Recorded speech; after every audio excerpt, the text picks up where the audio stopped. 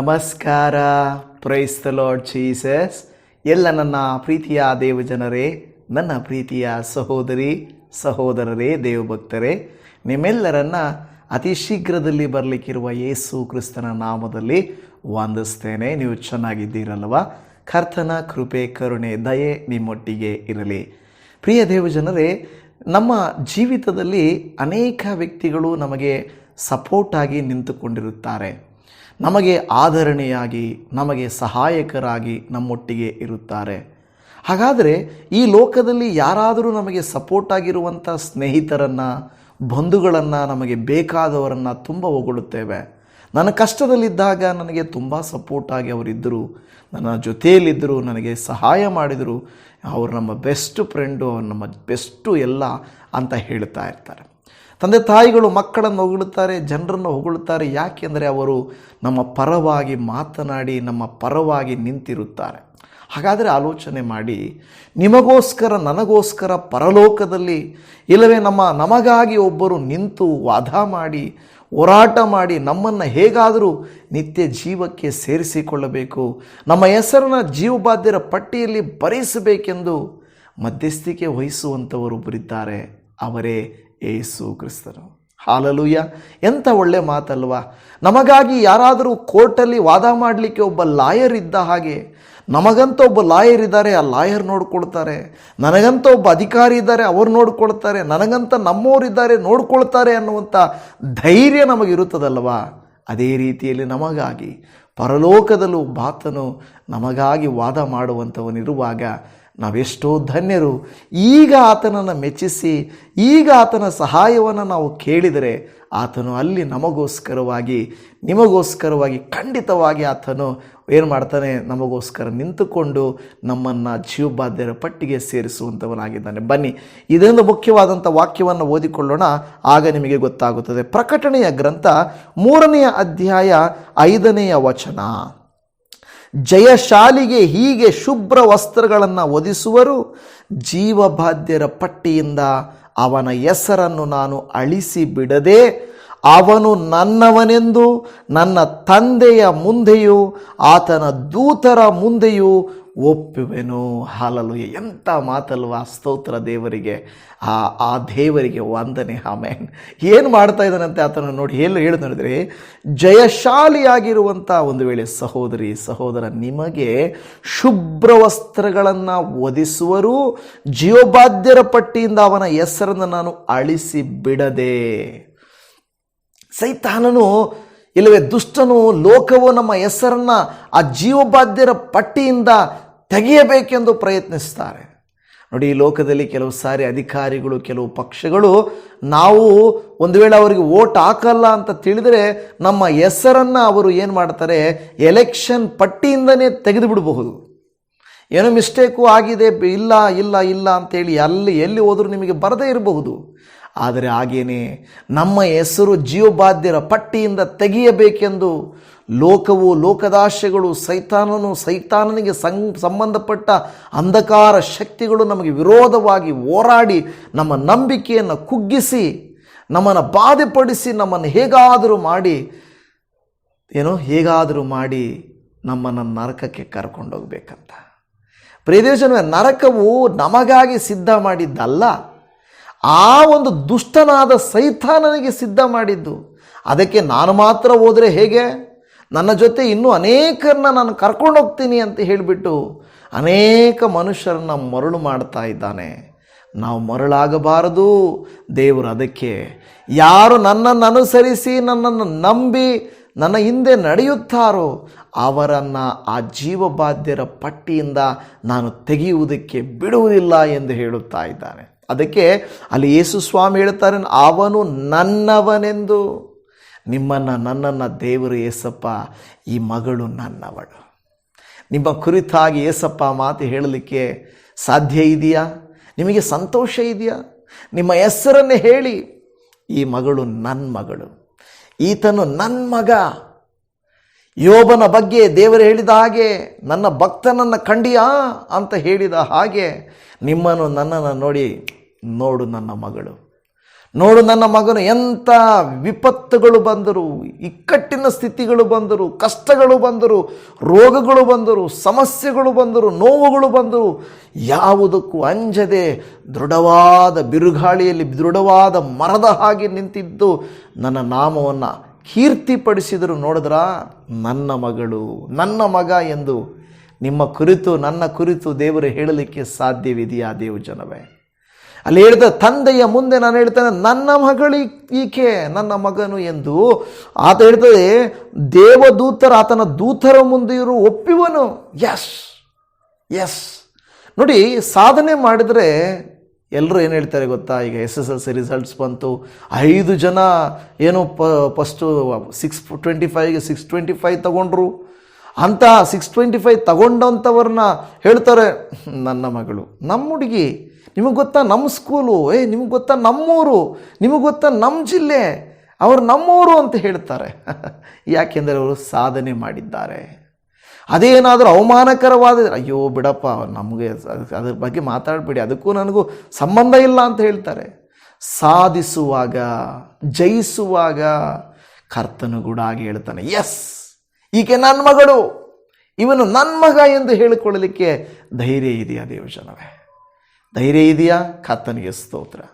ದೇವಭಕ್ತರೇ, ನಿನ್ನೆ ಹೇಳಿದ ಹಾಗೆ ನಾನು ಕೇಳ್ತಾ ಇದ್ದೆ, ನಮ್ಮ ವಿಶ್ವಾಸಿಗಳಲ್ಲಿ ಯಾವುದಾದ್ರೂ ಒಂದು ಹುಡುಗಿ ಇಂಗ್ಲೀಷಲ್ಲಿ ಒಳ್ಳೆ ನಾಲೆಡ್ಜ್ ಇರುವಂಥ ಹುಡುಗಿ ಸ್ಕೂಲನ್ನು ಮೇಂಟೈನ್ ಮಾಡಿಕೊಳ್ಳಿಕ್ಕೆ ಪ್ರಾರಂಭ ಮಾಡಲಿಕ್ಕೆ ಹೋಗ್ತಾ ಇದ್ದೇವೆ. ದಯಮಾಡಿ ಇದ್ದರೆ ಯಾರಾದರೂ ನನಗೆ ತಿಳಿಸ್ರಿ ಅಂತ ನಿಮ್ಮಲ್ಲಿ ಮನವಿ ಮಾಡಿಕೊಳ್ತಾ ಇದ್ದೇನೆ. ಓಕೆ, ಮುಂದಕ್ಕೆ ಹೋಗೋಣ. ಇಲ್ಲಿ ವಾಕ್ಯ ಹೇಳುತ್ತಿರುವಂಥ ಮಾತು ಜೀವಬಾಧ್ಯರ ಪಟ್ಟಿ. ಈಗ ಅನೇಕ ಪುಸ್ತಕಗಳು ತೆರೆದುವು ಅಂತ ಹೇಳುತ್ತದೆ, ಆದರೆ ಇದು ಪಟ್ಟಿ ಅಂತ ಹೇಳುತ್ತದೆ. ಯಾಕೆ? ನನಗೆ ಅದೇ ಯಾವಾಗಲೂ ಒಂದು ಅನುಮಾನ, ಒಂದು ಸಂಶಯ. ಏನಪ್ಪ ಅಂದರೆ, ಪುಸ್ತಕಗಳು ತೆರೆಯಲ್ಪಡುತ್ತವೆ ಪರಲೋಕದಲ್ಲಿ, ಆದರೆ ನಂತರವು ಜೀವಬಾಧ್ಯರ ಪಟ್ಟಿ. ಈಗ ಪುಸ್ತಕಕ್ಕೂ ಪಟ್ಟಿಗೂ ನಮ್ಮ ಭಾಷೆಯಲ್ಲಿ ಏನು ಅಂದ್ಕೊಳ್ತೇವೆ? ಏನು ಅಂದ್ಕೊಳ್ತೇವೆ? ಪುಸ್ತಕ ಅಂದರೆ ದೊಡ್ಡದಾಗಿರುತ್ತೆ, ತುಂಬ ದೊಡ್ಡದಿರುತ್ತೆ. ಆದರೆ ಪಟ್ಟಿ ಅಂದರೆ ನಾವೇನೋ ಒಂದು ಪೇಪರ್ ಥರ ಇರುತ್ತೆ, ಸಣ್ಣದು. ಹಾಗಾದರೆ ನೀವು ಅರ್ಥ ಮಾಡಿಕೊಳ್ಳಿ, ನರಕಕ್ಕೆ ಹೋಗುವವರು ಅನೇಕರಿದ್ದಾರೆ, ಆದರೆ ಪರಲೋಕಕ್ಕೆ ಹೋಗುವಂಥವರ ಪಟ್ಟಿ ಕಡಿಮೆ ಇರ್ಬೋದು. ದೇವರು ಹಾಗಾದರೆ ಅವರೇನು ಬರೋದು ಬೇಡ ಅಂತ ಹೇಳ್ತಾ ಇದ್ದಾರಾ? ಇಲ್ಲ. ಆದರೆ ಅನೇಕರನ್ನು ಸೈತಾನನು ಮರಳು ಮಾಡ್ತಾ ಇದ್ದಾನೆ. ಹಾಗಾದರೆ ನಾವು ಮರಳಾಗ್ತಾ ಇದ್ದೀವ? ನಾವು ಈ ಸತ್ಯಾರ್ಥವನ್ನು ಅರ್ಥಕೊಂಡು ಆಳವಾಗಿ ದೇವರಲ್ಲಿ ಹೋಗ್ತಾ ಇದ್ದೀವ ಇಲ್ವಾ? ಇದು ನಮಗೆ ಬಹಳ ಮುಖ್ಯವಾಗಿರುವಂಥದ್ದು. ಯೇಸು ಸ್ವಾಮಿ ನಿಮ್ಮ ನನ್ನನ್ನು ಎದೆಯುಬ್ಬಿಸಿ, ಈಕೆ ನನ್ನ ಮಗಳು, ನನ್ನ ಮಗ, ವಿಶ್ವಾಸಿಗಳಾಗಿರುವಂಥ ನಿಮ್ಮನ್ನು ಪಾಸ್ಟ್ರು ನೋಡಿ ನಮ್ಮ ವಿಶ್ವಾಸಿ ಇವರು, ಒಳ್ಳೆ ವಿಶ್ವಾಸಿ ಇವರು ಅಂತ ಹೇಳ್ತಾರಲ್ವ? ಯಾರಾದರೂ ಹೊಗಳ್ತಾರೆ, ನನ್ನ ಮಗಳು ಇವಳು, ನಮ್ಮೋರಿವರು, ನಮ್ಮೂರು. ಯಾಕೆಂದರೆ ಹಾಗೆ ಹೆದೆಯುಬ್ಬಿಸಿ ಗೌರವವಾಗಿ, ಒಂದು ಪ್ರೌಡಾಗಿ, ಗೌರವಾನ್ವಿತವಾಗಿ ಹೇಳಬೇಕಾದ್ರೆ ದೇವರು ಕೂಡ ನಮ್ಮನ್ನು ಉಳಿಸಿಕೊಳ್ಳಲಿಕ್ಕೆ ನೋಡುವಂಥದ್ದನ್ನು ನಾವು ನೋಡ್ತಾ ಇದ್ದರೆ, ಇವರೆಲ್ಲರ ಮುಂದೆ ನಾನು ಒಪ್ಪಿಕೊಳ್ಳೋನು. ಒಂದು ವಿಷಯ, ಯಾರ ದೇವರ ಕಡೆ ಬಂದಿರ್ತಾರೋ ಅವ್ರನ್ನ ದೇವರು ಬಿಡಲಿಕ್ಕೆ ಇಷ್ಟಪಡಲ್ಲ. ನಾನು ಅವನ್ನ ನಾಶನಕ್ಕೆ ನಾನು ಅವ್ರನ್ನ ಬಿಡಲ್ಲ ಅಂತ ಹೇಳ್ತಾನೆ. ಅದಕ್ಕೆ ದೇವರು ವಾಕ್ಯಗಳ ಮೂಲಕ, ದೇವರ ಆತ್ಮನ ಮೂಲಕ ಅನೇಕ ಸಾರಿ ಪ್ರಸಂಗಗಳು, ದೇವಸೇವಕರು ಎಷ್ಟು ತಡೆಗಳು ಬರುತ್ತೆ ಗೊತ್ತಾ? ಸೇವೆ ಮಾಡಲಿಕ್ಕೆ, ವಾಕ್ಯ ಹೇಳೋಕ್ಕೆ ಎಷ್ಟೋ ತಡೆಗಳು ಮಾಡ್ತಾರೆ. ವಿಶ್ವಾಸಿ ಬೆಳಿಲಿಕ್ಕೆ ಸ್ವಂತ ಪಾಸ್ಟ್ರೇ ಇಷ್ಟಪಡಲ್ಲ, ಸ್ವಂತ ಕುಟುಂಬದವರು ಇಷ್ಟಪಡಲ್ಲ. ಅವರು ಬೆಳೆಯೋದು, ನಾವು ದೇವರಲ್ಲಿ ಬೆಳಿತೀವಂದರೆ ಒಪ್ಪಿಕೊಳ್ಳೋದೇ ಇಲ್ಲ. ತಂದೆ ತಾಯಿಗಳು ಒಪ್ಕೊಳ್ಳಲ್ಲ, ಸಭೆ ಸೇವಕರೇ ಒಪ್ಕೊಳ್ಳಲ್ಲ. ನಾನು ಬೆಳೆಸಲ್ಲ, ಯಾರು ಬೆಳೆಸೋಕ್ಕೂ ಬಿಡಲ್ಲ. ಕೆಲವರು ಇರ್ತಾರಲ್ವ, ನಾನು ಸಂತೋಷವಾಗಿರಬಾರ್ದು, ಅವರು ಸಂತೋಷವಾಗಿರಬಾರ್ದು, ನನಗೆ ಸಿಕ್ಕದಿದ್ದು ಯಾರಿಗೂ ಸಿಕ್ಕಬಾರ್ದು, ಈ ಥರ ಡೈಲಾಗ್ ಹೇಳ್ತಾ ಇರ್ತಾರಲ್ವ. ಕೆಲವು ಸಭೆಗಳು, ಕೆಲವು ಪಾಸ್ಟ್ಗಳು ಹಾಗೇನೆ, ನಮ್ಮ ವಾಕ್ಯ ಬಿಟ್ಟು ಎಲ್ಲಿ ಹೋಗಬಾರ್ದು, ನಮ್ಮನ್ನು ಬಿಟ್ಟು ಎಲ್ಲೂ ಹೋಗಬಾರ್ದು, ಎಲ್ಲೂ ಕೇಳಬಾರ್ದು, ಬೆಳಿಬಾರ್ದು. ಆಳವಾಗಿರುವ ಸತ್ಯಾರ್ಥಗಳನ್ನು ತಿಳ್ಕೊಳ್ಳೋಕ್ಕೆ ಕಷ್ಟನಾ? ಅದಕ್ಕೆ ದೇವರ ವಾಕ್ಯದಲ್ಲಿ ಹೇಳ್ತಾ ಇದೆ, ಯೋಹಾನ ಬರೆದ ಸುವಾರ್ತೆ 10ನೇ ಅಧ್ಯಾಯ 28ನೇ ವಾಕ್ಯ, ನಾನು ಅವುಗಳಿಗೆ ನಿತ್ಯ ಜೀವವನ್ನು ಕೊಡುತ್ತೇನೆ, ಅವು ಎಂದಿಗೂ ನಾಶವಾಗುವುದೇ ಇಲ್ಲ, ಅವುಗಳನ್ನು ನನ್ನ ಕೈಯೊಳಗಿಂದ ಯಾರು ಕಸಕೊಳ್ಳರು. ನನ್ನ ಕೈಯೊಳಗಿಂದ ಯಾರು ಕೂಡ ಅವರನ್ನು ಕಸಕೊಳ್ಳರು. ನಮ್ಮ ಹೆಸರು ದ ಬುಕ್ ಆಫ್ ಲೈಫ್ ಅಂತ ಹೇಳ್ತಾರೆ. ಜೀವಬಾಧ್ಯರ ಪಟ್ಟಿ, ದ ಬುಕ್ ಆಫ್ ಲೈಫ್ ಅಲ್ವಾ? ಲೈಫ್ ಅಂದರೆ ಜೀವ, ಜೀವಂತವಾಗಿರುವರು ಎಂದರೆ ನಿತ್ಯ ಜೀವ ಇರುವಂಥ ನಿರೀಕ್ಷೆ ಇರುವಂಥವರು, the book of life. Okay, ಆದರೆ ಇಲ್ಲಿ ನೋಡುವಾಗ ನಿಮ್ಮ ಹೆಸರು ನನ್ನ ಹೆಸರು ಇದೆಯಾ ಅಲ್ಲಿ? ಅದು ಬಹಳವಾಗಿ ನಾವು ನೋಡುವಂಥದ್ದು ಆಗಿರಬೇಕು. ನೋಡಿ, ಈ ಬುಕ್ ಆಫ್ ಲೈಫ್ ಬಗ್ಗೆ ಹೇಳ್ತದೆ. ಅಂದರೆ ಈ ಬುಕ್ ಆಫ್ ಲೈಫಲ್ಲಿ ಇಲ್ಲದೇ ಇರುವಂಥ ನಿತ್ಯ ಜೀವದ ಇಲ್ಲವೇ ಜೀವಬಾಧ್ಯರ ಪಟ್ಟಿಯಲ್ಲಿ ಇಲ್ಲದೇ ಇರುವಂಥವರಿಗೆ ಯಾರಲ್ಲಿ ಹೋಗಿ ಸೇರ್ತಾರೆ ಅಂತ ನೀವು ನೋಡಿದ್ರೆ, ಪ್ರಕಟಣೆ ಗ್ರಂಥ 21ನೇ ಅಧ್ಯಾಯ 8ನೇ ವಾಕ್ಯ ಹೇಳುತ್ತದೆ, ಹೇಡಿಗಳು, ನಂಬಿಕೆ ಇಲ್ಲದವರು, ಅಸಹ್ಯವಾದದರಲ್ಲಿ ಸೇರಿದವರು, ಕೊಲೆಗಾರರು, ಜಾರರು, ಮಾಟಗಾರರು, ವಿಗ್ರಹಾರಾಧಕರು, ಎಲ್ಲ ಸುಳ್ಳುಗಾರರು, ಇವರಿಗೆ ಸಿಕ್ಕುವ ಪಾಲು ಬೆಂಕಿ ಗಂಧಕಗಳುರಿಯುವ ಕೆರೆಯೇ, ಅದು 2ನೆಯ ಮರಣವು ಎಂದು ನನಗೆ ಹೇಳಿದನು. ನೋಡಿ, ದೇವರ ವಾಕ್ಯವೇ ಏನು ಹೇಳ್ತಾ ಇದೆ? ಹೇಡಿಗಳು, ಜೀವನ ಅಂದರೆ ಎದುರಿಸಲಿಕ್ಕಾಗದೆ. ನೋಡಿ, ಎಷ್ಟೋ ಜನಕ್ಕೆ ಸಾಕಾಯಿತು, ಬೇಡ ಇನ್ನ ಜೀವನ ಮುಗೀತು, ಬಿಟ್ಬಿಡೋಣ, ಸತ್ತೋಗೋಣ. ಕೆಲವರು ಹೇಳಿದರೆ ಬೇಡ ಬೇಡ ಆಗಲ್ಲ, ಸತ್ತೋಗೋಣ. ಹೇಡಿತನ ಬೇಡ, ದೇವರು ಅದನ್ನು ಒಪ್ಪಿಕೊಳ್ಳುವುದಿಲ್ಲ. ಹೇಡಿಗಳನ್ನು ದೇವರು ಪರಲೋಕಕ್ಕೆ ಸೇರಿಸಿಕೊಳ್ಳುವುದಿಲ್ಲ. ಸೂಸೈಡ್ ಮಾಡಿಕೊಳ್ಳುವವರನ್ನ, ಜೀವನದಲ್ಲಿ ಅಯ್ಯೋ ಇಲ್ಲಿ ದೇವರೇನು ಕೊಟ್ಟಿಲ್ಲ ಅಂಥೇಳಿ ಬಿಟ್ಟು ಓಡಿ ಹೋಗುವವರನ್ನು, ಕ್ರಿಸ್ತನ ನಂಬಿಕೆಯನ್ನು ಬಿಟ್ಟು ಹಿಂತಿರುಗಿ ಹೋಗುವವರನ್ನ, ಬ್ಯಾಕ್ ಸ್ಲೈಡ್ ಆಗುವವರನ್ನು, ಇವರೆಲ್ಲ ಹೇಡಿಗಳು. ಮುಂದಿನ ದಿನಗಳಲ್ಲಿ ಸರ್ಕಾರಗಳೆಲ್ಲ ವಿರೋಧಿಸ್ತದೆ. ಯಾಕೆ ಬೇಕಪ್ಪ ಈ ವಿರೋಧ, ಯಾಕೆ ಬೇಕಪ್ಪ ಈ ನೋವು? ಬದಲಾಗಿ ನಾವು ಯಾವುದೋ ಮಾರ್ಗದಲ್ಲಿ ಹೊರಟೋಗೋಣ, ಜೀವನದಲ್ಲಿ ನೆಮ್ಮದಿ ಇದ್ದರೆ ಸಾಕು, ಇದೆಲ್ಲ ಯಾಕೆ? ಹೇಡಿ ಹೇಡಿ ಹೇಡಿ ಹೇಡಿ ಅಂದರೆ ಬಹಳ ಭಯ ಉಳ್ಳವರು, ಹೇಡಿತನ. ಆ ಹೇಡಿತನದಲ್ಲಿರುವವರೇ. ಹಾಗೆ ಇದ್ದರೆ ನೀವು ಪರಲೋಕ ರಾಜ್ಯಕ್ಕೆ ಸೇರಲ್ಲ. ಜನರ ಮುಂದೆ ಸಾಕ್ಷಿಯನ್ನು ಹೇಳದೆ, ನಾನು ಕ್ರಿಸ್ತ ನಂಬಿಕೆ ಉಳ್ಳವನು, ಹೌದು ಯೇಸುವನ್ನು ನಂಬ್ತೇನೆ ಅಂತ ಹೇಳ್ತೀರಾ. ಯಾರಾದರೂ ಬಂದರೆ ಇಲ್ಲಪ್ಪ ಸುಮ್ಮನೆ ಚರ್ಚ್ಗೆ ಹೋಗ್ತೀನಿ ಅಂತ ಹೇಳ್ತೀರಾ? ಇಲ್ಲ ಇಲ್ಲ ಅಂತ ಹೇಳ್ತೀರಾ? ಎಸ್, ನನ್ನ ಹೃದಯದಲ್ಲಿ ಯೇಸು ಸ್ವಾಮಿ ಇದ್ದಾರೆ, ಯೇಸುವೇ ನನ್ನ ರಕ್ಷಕ, ಯೇಸುವೇ ನನ್ನ ದೇವರು, ಯೇಸುವೇ ನನ್ನ ಸರ್ವಸ್ವ ಅಂತ ಹೇಳುವಂಥ ಮನಸ್ಸು ನಿಮಗಿದೆಯಾ? ಇಲ್ಲಾಂದರೆ ಅವರು ಬೈತಾರೆ, ಅವರು ಜಗಳ ಮಾಡ್ತಾರೆ, ನಮಗೆ ಕೊಡೋ ರೇಷನ್ ಕೊಡಲ್ಲ, ನಮಗೆ ಕೊಡೋ ಫೆಸಿಲಿಟೀಸ್ ಕೊಡಲ್ಲ, ನಮಗೆ ಇರೋದು ಕಿತ್ಕೊಳ್ತಾರೆ, ಕೆಲಸಗಳು ಮಾಡಿಕೊಡಲ್ಲ ಅನ್ನೋದರ ನಿಮಿತ್ತವಾಗಿ ಏನಾದರೂ ಹೇಡಿತನದಿಂದ ಹೋಗ್ತಾರೆ. ಆ ಥರ ಮಾಡಿದರೆ ಖಂಡಿತ ನಾವೇನಾಗ್ಬಿಡ್ತೇವೆ? ಕಳ್ಕೊಳ್ತೇವೆ. ಆಮೇಲೆ ಹೇಳ್ತದೆ, ನಂಬಿಕೆ ಇಲ್ಲದವರು, ಎಸ್, ಅಸಹ್ಯವಾದದಲ್ಲಿ ಸೇರಿದವರು, ದೇವರು ಅಂತ ಹೇಳ್ತಾರೆ ಆದರೆ ಮಾಡೋದೆಲ್ಲ ಕೆಟ್ಟತನ. Very sad, very sad. ಬಹಳ ದುಃಖಕರ ವಿಷಯ. ಚರ್ಚಲ್ಲಿ ಬಂದಾಗ ಬಾಯಿ ಶುದ್ಧ ಅಲ್ವಾ? ಬಾಯಿ ಶುದ್ಧ, ಕಣ್ಣು ಶುದ್ಧ, ದೇಹ ಶುದ್ಧ.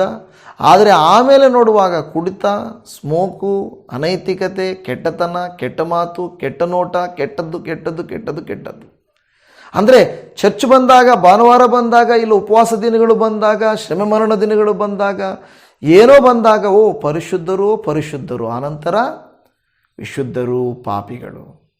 ನಂಬಿಕೆ ಇಲ್ಲದವರು, ಅಸಹ್ಯವಾದದರಲ್ಲಿ ಸೇರುವಂಥವರು, ವಿಗ್ರಹಾರಾಧಕರು. ನಿನ್ನೆ ದಿನದಲ್ಲಿ ನಾನು ಹೇಳಿದ್ದೇನೆ, ವಿಗ್ರಹಾರಾಧನೆ, ಯೇಸುವನ್ನು ಬಿಟ್ಟು, ವಾಕ್ಯವೆಂಬಾತನನ್ನು ಬಿಟ್ಟು, ಸ್ಪಿರಿಟ್ ಆಗಿರುವ ದೇವರನ್ನು, ಆತ್ಮನಾಗಿರುವ ದೇವರನ್ನು ಬಿಟ್ಟು ಬೇರೆ ಏನೇ ಮಾಡಿದರು ವಿಗ್ರಹಾರಾಧನೆ. ನಾಟ್ ಈವನ್ ಕ್ರಾಸ್, ಶಿಲುಬೆಯನ್ನು ಕೂಡ ಆರಾಧನೆ ಮಾಡಬಾರ್ದು. ಮುಕ್ಕುವುದು, ಅಡ್ಡ ಬೀಳುವುದು, ಆರಾಧಿಸುವುದು, ನೋ, ಅದೆಲ್ಲವೂ ಬರೀ ವಸ್ತುಗಳು. ಆದರೆ ಆತನು ಆತ್ಮಸ್ವರೂಪನಾದ ದೇವರನ್ನು ನಾವು ಆರಾಧಿಸಿ ವಿಗ್ರಹಾರಾಧಕರು. ಆಮೇಲೆ ಹೇಳ್ತದೆ, ಜಾರರು, ಮಾಟಗಾರರು, ಮಾಟ ಮಂತ್ರಗಳಲ್ಲಿ ಬಹಳ ನಿಸ್ಸೀಮರು. ಅದೆಲ್ಲ ವಿಗ್ರಹಾರಾಧಕರು, ಕೊಲೆಗಾರರು, ಸುಳ್ಳುಗಾರರು, ಇವರಿಗೆ ಸಿಕ್ಕುವ ಪಾಲು ಗಂಧಕಗಳು ಇರುವ ಕೆರೆಯೇ ಇವರಿಗೆ ಸಿಗ್ತದೆ. ಇವರ ಹೆಸರು ಏನೆಂದರೆ ಜೀವಬಾಧ್ಯರ ಪಟ್ಟಿಯಲ್ಲಿ ಇರೋದಿಲ್ಲ. ಇವರೆಲ್ಲರೂ ಅಲ್ಲಿಗೆ ಪಾಲಾಗ್ತಾರೆ. ದೇವರ ವಾಕ್ಯ ಹೇಳುವಂಥದ್ದೇನೆಂದರೆ, ಇಂಥವರಿಗೆ ಬೆಂಕಿ ಸಿದ್ಧವಾಗಿದೆ. ಅಂದರೆ ದೇವರ ವಾಕ್ಯ ಹೇಳುತ್ತದೆ, ನಮಗಾಗಿ ಅದು ಸಿದ್ಧ ಅಂದರೆ ಮನುಷ್ಯರಿಗಾಗಿ ಅದು ಸಿದ್ಧ ಮಾಡಲಿಲ್ಲ, ಸೈತಾನನಿಗಾಗಿ ಮಾತ್ರನೇ ಸಿದ್ಧ ಮಾಡಲ್ಪಟ್ಟಿದ್ದು. ಅದರಲ್ಲಿ ನಾವು ನೋಡುತ್ತಾ ಇದ್ದೇವೆ ಏನು ಮಾಡ್ತಾನೆ ನೋಡಿ. ಇಲ್ಲಿ ವಾಕ್ಯ ಹೇಳುತ್ತದೆ, ಮತ್ತಾಯಿ 25:41 ವಾಕ್ಯದಲ್ಲಿ, ಆಮೇಲೆ ಆತನು ಎಡಗಡೆಯಲ್ಲಿರುವವರಿಗೆ ಶಾಪಗ್ರಸ್ತರೇ, ನನ್ನನ್ನು ಬಿಟ್ಟು ಪಿಶಾಚನಿಗೂ ಅವನ ದೂತರಿಗೂ ಸಿದ್ಧ ಮಾಡಿರುವ ನಿತ್ಯ ಬೆಂಕಿಯೊಳಗೆ ಹೋಗಿರಿ. ಏನಿಲ್ಲ, ಪಿಶಾಚನಿಗೂ ಅವನ ದೂತರಿಗೂ ಸಿದ್ಧ ಮಾಡಿರುವಂಥವ್ರು. ಯಾಕೆಂದರೆ ನೀವು ಆ ಪಿಶಾಚನ ಮಾತನ್ನು, ಅವನ ದೂತರ ಮಾತುಗಳನ್ನು ಕೇಳಿ ಅನುಸರಿಸಿದ್ದರಿಂದ ನೀವೇನಾಗ್ಬಿಡ್ರಿ, ಅವರು ಎಲ್ಲಿ ಹೋಗ್ತಾರೋ ಅಲ್ಲೇ ಹೋಗ್ತೀರಾ. ದೇವರನ್ನು ನಂಬಿದರೆ ದೇವಲೋಕಕ್ಕೆ, ಸೈತಾನನನ್ನು ನಂಬಿದರೆ ನರಕಕ್ಕೆ. ಸುಲಭ ಅಂತೂ ಅಲ್ಲ. ಅನೇಕರು ಹೇಳ್ತಾರೆ ಭಾಳ ಈಸಿಯಪ್ಪ, ಏನು ದೊಡ್ಡ ವಿಷಯ, ಒಂದೇ ಹೆಸರನ್ನು ನಾವು ಕೋಟಿ ಸಾರಿ ಉಚ್ಚಾರಣೆ ಮಾಡು, ನೀನು ಮಾಡಿದ ಕೆಲಸ ಸರಿಯಾಗಿ ಮಾಡು, ನೀನು ಅಲ್ಲಿ ಇದು ಮಾಡು, ಇದು ಮಾಡು, ಏನೇನೋ ಹೇಳ್ತಾರೆ. ನೋ, ದೇವ್ರ ವಾಕ್ಯ ಹೇಳುತ್ತದೆ ಆ ರೀತಿ ಮಾಡೋದು ಎಲ್ಲರಿಗೂ. ಇಲ್ಲಿ ಹೇಳ್ತದೆ, ಪಿಶಾಚನಿಗೂ ಅವನ ದೂತರಿಗೂ ಸಿದ್ಧ ಮಾಡಿರುವಂಥ ನಿತ್ಯ ಬೆಂಕಿಯೊಳಗೆ ಹೋಗಿರಿ. ನೋಡಿ, ಇವರ ಹೆಸರು ಜೀವಬಾಧ್ಯರ ಪಟ್ಟಿಯಲ್ಲಿ ಇಲ್ಲ. ಸೈತಾನನನ್ನು ಅನುಸರಿಸಿ ನಡೆದದ್ರಿಂದ ಅವರ ಪಾಪಗಳೆಲ್ಲ ಹಂಗೆ ಬರೆಯಲ್ಪಟ್ಟಿವೆ, ಪಾಪಗಳು ಕ್ಷಮಿಸಲ್ಪಡಲಿಲ್ಲ. ಅವರೆಲ್ಲರೂ ಏನಾಗ್ತಾರೆ, ನಿತ್ಯ ಬೆಂಕಿಗೆ ಆಹುತಿಯಾಗುತ್ತಾರೆ. ಸಹೋದರಿ, ಸಹೋದರ, ನೀವು ನಾನು ನಿತ್ಯ ಬೆಂಕಿಗೆ ಆಹುತಿ ಆಗಬಾರ್ದಂತಲೇ ದೇವರ ನಿತ್ಯ ಜೀವದ ಪಟ್ಟಿಯೊಳಗೆ ನಮ್ಮ ಹೆಸರಿರಬೇಕಂತ ಆತನು ಆಶಿಸ್ತಾ ಇದ್ದಾನೆ. ಆತನ ಆಶಿಸುವಿಕೆ ತಪ್ಪ? ನನ್ನ ಮಕ್ಕಳು, ಎಲ್ಲ ಜನರು ನನ್ನ ಬಳಿಗೆ ಬರಬೇಕು, ನರಕಕ್ಕೆ ಪಾಲಾಗಬಾರ್ದು ಅನ್ನುವಂಥದ್ದು ಆತನ ತಪ್ಪ? ಬೈಬಲ್ ಹೇಳ್ತಾ ಇದೆ, ಪರಿಶುದ್ಧ ಗ್ರಂಥ ಸತ್ಯವೇದ ಹೇಳ್ತಾ ಇದೆ. ನಾವು ನಿತ್ಯ ನರಕಕ್ಕೆ ಹೋಗೋದು ದೇವರಿಗೆ ಇಷ್ಟ ಇಲ್ಲ. ಅದು ಉಂಟು ಮಾಡಿದ್ದು ಕೇವಲ ಸೈತಾನನಿಗೂ ಪಿಶಾಚನಿಗೂ ಅವನ ದೂತರಿಗೆ ಮಾತ್ರನೇ. ಆದರೆ ಇವತ್ತು ನೋಡುವಾಗ ದೇವರು ವಾಕ್ಯ ಹೇಳುತ್ತಾ ಇದೆ, ಎಡಗಡೆಯಲ್ಲಿರುವವರಿಗೆ ಶಾಪಗ್ರಸ್ತರೇ. ಹಾಗಾದರೆ ಸೈತಾನನು ತನ್ನ ದೂತರೊಟ್ಟಿಗೆ ಅನೇಕರು ಇರ್ತಾರೆ. ಎಡಗಡೆಯಲ್ಲಿರುವವರಿಗೆ ಶಾಪಗ್ರಸ್ತರೇ, ನೀವು ನನ್ನನ್ನು ಬಿಟ್ಟು ಹೋಗ್ರಪ್ಪ, ನಿಮ್ಮನ್ನು ನೋಡೋಕ್ಕಾಗಲ್ಲ. ನಿಮಗೆ ಎಷ್ಟು ನಾನು ತ್ಯಾಗ ಮಾಡಿ, ಎಷ್ಟು ಪ್ರೀತಿ ಮಾಡಿ, ಎಷ್ಟು ಕೃಪೆಯನ್ನು ತೋರಿಸಿ ನಿಮ್ಮ ಮೇಲೆ ನನ್ನ ಪ್ರೀತಿ ತೋರಿಸಿದ್ರು ನನ್ನನ್ನು ಬಿಟ್ಟು ಆ ಪಿಶಾಚನ ಮಾತನ್ನು ಕೇಳಿಕೊಂಡು ಅವನ ದೂತರುಗಳ ನಡವಳಿಕೆಗಳನ್ನು ಅನುಸರಿಸಿ ನಡೆದು ಪಾಪಿಗಳಾಗಿ ದುಷ್ಟರಾಗಿ ಜೀವಬಾಧ್ಯರ ಪಟ್ಟಿಯಿಂದ ನಿಮ್ಮ ಹೆಸರು ಹೋಗುವಂತೆ ಮಾಡಿ, ನೀವು ಆ ಒಂದು ದೊಡ್ಡ ಪುಸ್ತಕಗಳಲ್ಲಿ ನಿಮ್ಮ ಹೆಸರುಗಳನ್ನು ಬರೆಸಿ ದೇವರು ದುಃಖಪಟ್ಟು ಹೇಳ್ತಾ ಇದ್ದಾನೆ, ತೊಲಗ್ರಿ. ಕೆಲವು ಸಾರಿ ಹೇಳ್ತಾರೆ, ಹಾಳಾಗೋಗ್ರಿ, ನೋಡೋಕ್ಕಾಗ್ತಾ ಇಲ್ಲ. ಕೆಲವರು ಬೇಸರ ಮಾಡ್ಕೊಳ್ತಾರಲ್ವ, ನನಗಿಷ್ಟ ಇಲ್ಲ, ಆದರೆ ಏನು ಮಾಡೋದು, ಹೋದರೆ ಹೋಗಲಿ. ತಪ್ಪಿ ಹೋದ ಮಗನ ಥರ ತಂದೆ ಹೇಳೋ ಮಾತು, ಮಗನೇ ಬೇಡ ಮಗನೇ ಅಂತ. ಅವನು ಹೇಳಿದ್ರೆ, ಇಲ್ಲಪ್ಪ, ನನಗೆ ಬರೋದು ನನಗೆ ಬಿಟ್ಟು ಕೊಟ್ಬಿಡು, ಅಷ್ಟೇ ಮುಗೀತು, ಬೇಡ, ಸರಿಯಪ್ಪ ಹೋಗಪ್ಪ, ತಗೊಂಡು ಹೋಗ್ಬಿಡಪ್ಪ. ಅಂದರೆ ದೇವರು ಇನ್ನು ಮುಗೀತು ಅನ್ನುವಾಗ ಹೇಳ್ತಾನೆ, ಎಡಗಡೆಯಲ್ಲಿರುವಂಥ ಶಾಪಗ್ರಸ್ತರೇ.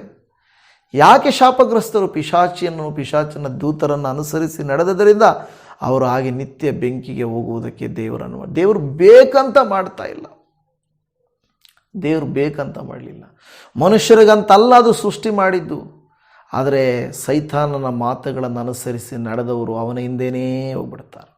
ಮತ್ತಾಯನ ಬರೆದ ಸುವಾರ್ತೆ 25ನೇ ಅಧ್ಯಾಯ 46ನೇ ವಾಕ್ಯದಲ್ಲಿ, ಇವರು ನಿತ್ಯ ಶಿಕ್ಷೆಗೂ ನೀತಿವಂತರು ನಿತ್ಯ ಜೀವಕ್ಕೂ ಹೋಗುವರು ಎಂದು ಹೇಳುತ್ತಾ ಇದೆ.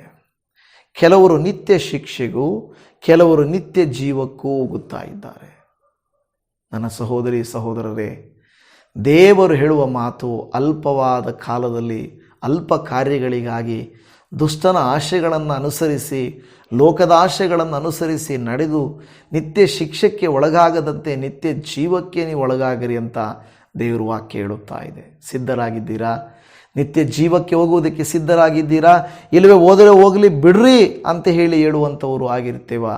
ಯಾರಾಗಿದ್ದೇವೆ ನಾವು ಎಂಬುದಾಗಿ ನಾವು ನೋಡಿಕೊಳ್ಳಬೇಕು. ದೇವಜನವೇ, ಇಬ್ರಿಯರಿಗೆ ಬರೆದ ಪತ್ರಿಕೆಯಲ್ಲಿ 9:27 ಒಂದೇ ಸಾರಿ ಸಾಯುವುದು, ಆಮೇಲೆ ನ್ಯಾಯ ತೀರ್ಪು ಮನುಷ್ಯರಿಗೆ ಇದೆಯೋ ಹಾಗೆಯೇ ಕ್ರಿಸ್ತನು ಸಹ ಬಹುಜನರ ಪಾಪಗಳನ್ನು ಹೊತ್ತುಕೊಳ್ಳುವುದಕ್ಕೋಸ್ಕರ ಒಂದೇ ಸಾರಿ ಸಮರ್ಪಿತನಾದನು. ಹಾಗಾದರೆ ಇವತ್ತು ನಾವು ನೋಡುವಾಗ ದೇವರು ಸಮರ್ಪಿತನಾಗಿದ್ದಾನೆ. ನಮ್ಮ ಹೆಸರು ಒಂದು ವೇಳೆ ಆ ಒಂದು ಜೀವಬಾಧ್ಯರ ಪಟ್ಟಿಯಲ್ಲಿ ಇದೆ ಅನ್ನುವಂಥದ್ದು ಹೇಗೆ ದೃಢಪಡಿಸಿಕೊಳ್ಳುವುದು? ನಮ್ಮ ಹೆಸರು ಜೀವಬಾಧ್ಯರ ಪಟ್ಟಿಯಲ್ಲಿ ಇದೆ ಅನ್ನೋದು ಹೇಗೆ ದೃಢಪಡಿಸಿಕೊಳ್ಳುವುದು? How to be sure that our names are in book of life. ನಮ್ಮ ಹೆಸರು ಜೀವಬಾಧ್ಯರ ಪಟ್ಟಿಯಲ್ಲಿರುವುದು ಖಚಿತಪಡಿಸಿಕೊಳ್ಳೋದು ಹೇಗಪ್ಪ ಎಂದು ನಾವು ನೋಡುವಾಗ, ನಂದು ಚರ್ಚಲ್ಲಿ ಮೆಂಬರ್ಶಿಪ್ ಇದೆ ಪಾಸ್ಟ್ರೇ ಅಲ್ವಾ, ಚರ್ಚಲ್ಲಿ ಮೆಂಬರ್ಶಿಪ್ ಇದೆ, ನನಗೆ ಬ್ಯಾಪ್ಟಿಸಮ್ ಸರ್ಟಿಫಿಕೇಟ್ ಇದೆ ಪಾಸ್ಟ್ರೇ, ಬ್ಯಾಪ್ಟಿಸಮ್ ಸರ್ಟಿಫಿಕೇಟ್ ಇದೆ, ನನಗೆ ಕಂಡಕ್ಟ್ ಸರ್ಟಿಫಿಕೇಟ್ ಅಂದರೆ ಈ ಹುಡುಗಿ ಒಳ್ಳೆಯವಳು, ಈ ಹುಡುಗ ಒಳ್ಳೆಯವಳು ಅಂತ ಪ್ರಮಾಣ ಪತ್ರ ಕೊಡೋದು. ಈ ಮದುವೆಗಳ ಸಮಯದಲ್ಲಿ ಎಲ್ಲಾದರೂ ನಾವು ಕೊಡ್ತೇವೆ ಕೆಲವು ಸಾರಿ. ಕಂಡಕ್ಟ್ ಸರ್ಟಿಫಿಕೇಟ್ ಅಂದರೆ ಅವರ ಒಂದು ಒಳ್ಳೆಯತನದ ಸರ್ಟಿಫಿಕೇಟ್. ನನಗೆ ಫಾದರ್ ಕೊಟ್ಟಿದ್ದಾರೆ, ನನಗೆ ಪಾಸ್ಟ್ರಯ್ಯ ಅವರು ಕೊಟ್ಟಿದ್ದಾರೆ ಒಂದು ಸರ್ಟಿಫಿಕೇಟ್, ನಾನು ಒಳ್ಳೆಯವಳೆಂದು ದೃಢೀಕರಿಸುವಂಥ ಪತ್ರ ಕೊಟ್ಟಿದ್ದಾರೆ. ಆ ಪತ್ರ baptism certificate, membership certificate, conduct certificate, ಇನ್ನೇನು ಸರ್ಟಿಫಿಕೇಟ್ ಗೊತ್ತಾ? ಸರ್ಟಿಫಿಕೇಟ್ಗಳೆಲ್ಲ ಓಕೆ, ನಾನು ಈ ಧರ್ಮಕ್ಕೆ ಐ ಆಮ್ ಕ್ರಿಶ್ಚಿಯನ್ ಅಂತ ಹೇಳಿರುವಂಥ ಸರ್ಟಿಫಿಕೇಟ್, ಯಾವ ಸರ್ಟಿಫಿಕೇಟಲ್ಲಿ ಕಾರ್ಯಕ್ಕೆ ಬರೋದಿಲ್ಲ. ಯಾವ ಅದು ಮಾಡಿಸ್ಕೋಬಾರ್ದು, ಬ್ಯಾಪ್ಟಿಸಮ್ ಮಾಡಿಸ್ಕೋಬಾರ್ದು, ಮೆಂಬರ್ಶಿಪ್ ಇರಬಾರ್ದು, ಸಭೆಗೆ ಹೋಗಬಾರ್ದು ಅಂತ ಹೇಳ್ತಾ ಇರೋದಲ್ಲ. ಅದು ಇದೇ ನನ್ನ ಹತ್ರ ಸಾಕು ಬಿಡು ಅಂದುಕೊಳ್ಳಬೇಡ್ರಿ. ಅದು ಯಾವ ಸರ್ಟಿಫಿಕೇಟು, ಅದು ಇಲ್ಲಿ ಮಾತ್ರನೇ ಹೊರತು ಅಲ್ಲಿ ಯಾವ ಸರ್ಟಿಫಿಕೇಟು ಆಗೋದಿಲ್ಲ. ಏನಂದರೆ ಯೇಸುವಿನ ಮೇಲೆ ಇಟ್ಟಿರುವಂಥ ನಂಬಿಕೆ ಮಾತ್ರವೇ ನಿಮ್ಮನ್ನು ನನ್ನನ್ನು ಪರಲೋಕಕ್ಕೆ ಸೇರಿಸಲಿಕ್ಕೆ ಸಾಧ್ಯ. ಅಪೊಸ್ತಲರ ಕೃತ್ಯಗಳು 16ನೇ ಅಧ್ಯಾಯದ 31ನೇ ವಾಕ್ಯದಲ್ಲಿ ಅವರು ಕರ್ತನಾದ ಯೇಸುವಿನ ಮೇಲೆ ನಂಬಿಕೆ ಇಡು, ಆಗ ನೀನು ರಕ್ಷಣೆ ಹೊಂದುವಿ, ನಿನ್ನ ಮನೆಯವರು ರಕ್ಷಣೆ ಹೊಂದುವರು. ಹಾಲೆಲೂಯ.